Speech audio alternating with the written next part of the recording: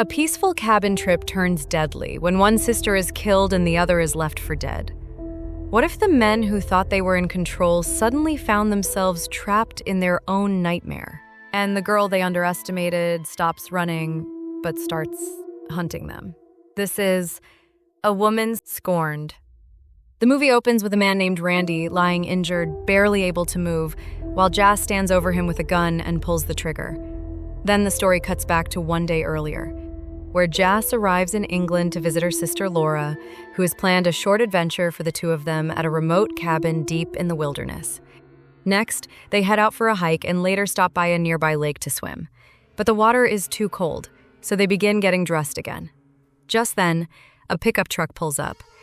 A group of men step out and invite the sisters to hang out. However, the sisters refuse and quickly leave. Soon, the perverted men also drive off. That night, Laura realizes she has used all the wine while making dinner, so she asks Jas to drive into town for more drinks. Jas agrees and leaves, while Laura remains alone in the cabin.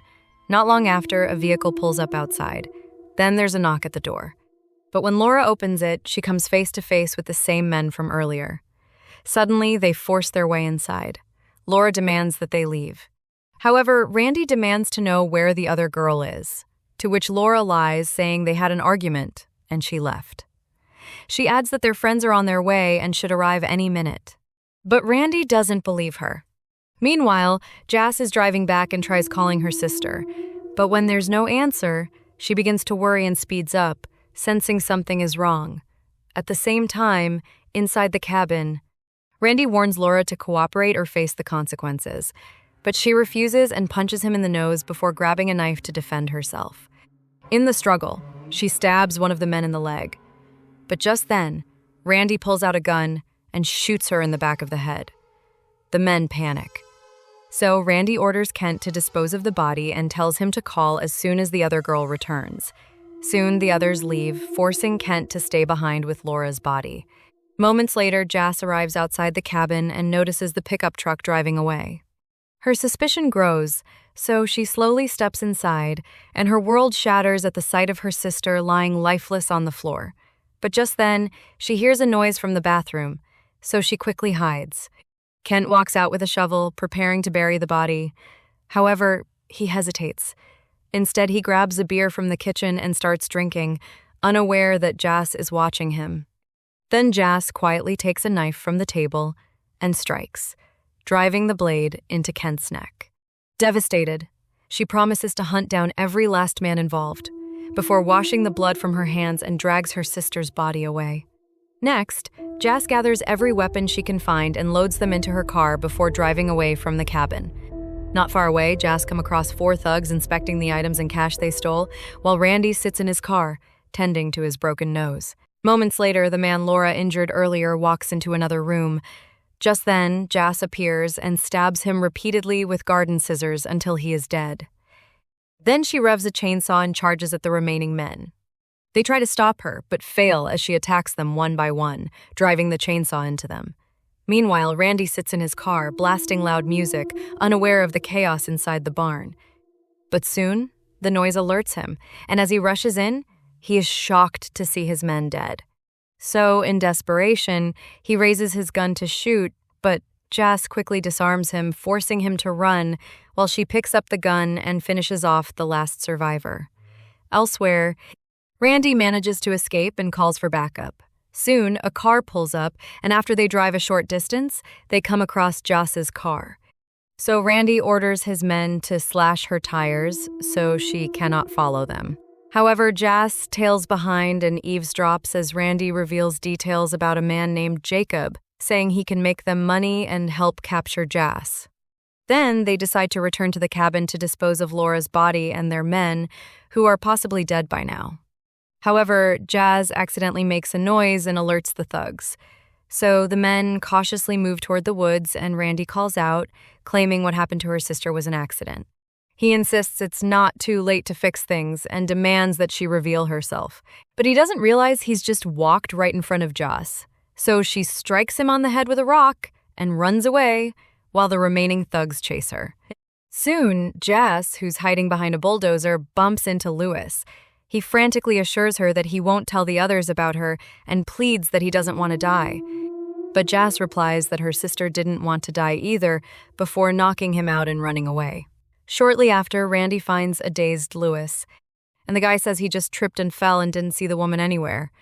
An annoyed Randy orders him to get back to the car, saying they need to stick to the plan. Meanwhile, Jas approaches her car so she can follow them, but its tires have been slashed. Back in the cabin, the thugs have already arrived at the cabin but don't see any dead bodies, which frustrates Randy. So he orders Charlie and Dave to start digging a grave and tells Lewis to keep looking for the body. Later, while the men are digging a grave, Jas sneaks up behind them and knocks out Dave while holding the others at gunpoint. But Lewis sneaks up behind her, and together they knock her out. Sometime later, Jas wakes up inside the house with her hands and feet tied. She somehow manages to free the ties from her legs but struggles with her hands. So she opens a drawer and finds a small knife, which she uses to cut her ties and finally free herself. Moments later, she hears someone approaching, so she pretends to still be tied and unconscious. It is Lewis. He calls her beautiful and turns her around, trying to assault her. But just then, Jas drives a knife through his neck. Meanwhile, downstairs, Dave and Charlie hear muffled noises, so they go upstairs to check. They hear Lewis groaning behind the locked door, while inside, Jas finishes him off. Then she opens the door and quickly stabs Dave, causing him to fall down the stairs. However, Charlie manages to pin her down on the bed. At the same time, the injured Dave pulls the knife from his leg and slowly climbs back up the stairs. Soon, Jas gouges Charlie's eyes and locks him in a chokehold, so he eventually dies. But then Dave suddenly appears and shoots her in the shoulder and begins smashing her head against a table, but Jas elbows him in the groin. Then grabs an alarm clock and strikes him repeatedly until he is dead. Finally, exhausted and injured, Jas gathers her last strength. Then she pours alcohol on her wound and removes the bullet, despite the intense pain. Soon after, Randy returns to the cabin with his boss, Jacob, and 3 other thugs. Jacob tells the 3 men to stay in the car, saying it won't take long. The 2 then enter the house, only to find their men lying dead. They head upstairs, but Jas is missing.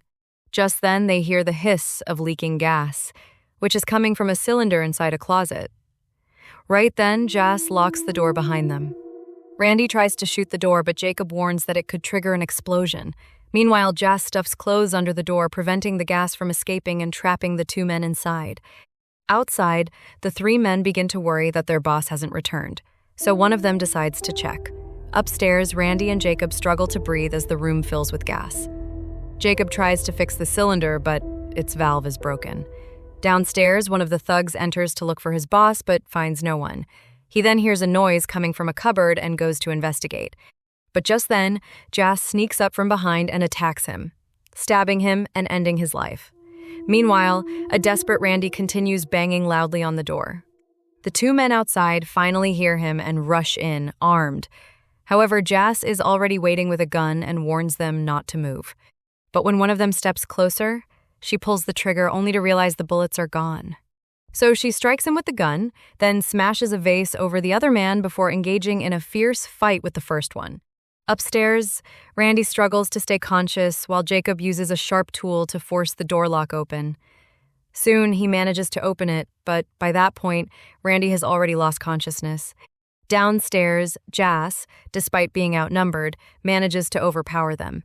She kills one by smashing a sculpture over his head and then stabbing him. The other man tries to escape, but Jas throws a knife straight into his heart, ending his life as well. Just as the violence begins to overwhelm Jas, Jacob suddenly tases her from behind and locks a chain collar around her neck. He tries to drag her outside, but she resists and seizes the chain from his hand. However, exhausted and injured, she is overpowered once again. Then, in a desperate turn, Jas grabs the taser and shocks him, slamming his head against a sink.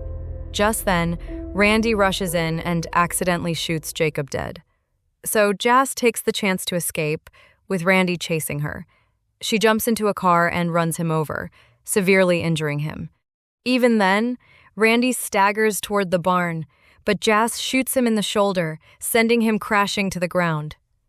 However, before she can finish him, Randy kicks her down and beats her brutally, taunting that her sister died too quickly and that she will suffer more. He starts choking her, but in a desperate move, Jas forces her sharp necklace down his throat, breaking free. Then she stabs him again and again as he begs for his life. However, she shows no mercy and finally pours gasoline over his body and sets him on fire. With that, the movie ends. Please like, comment, and subscribe for more. Thanks for watching.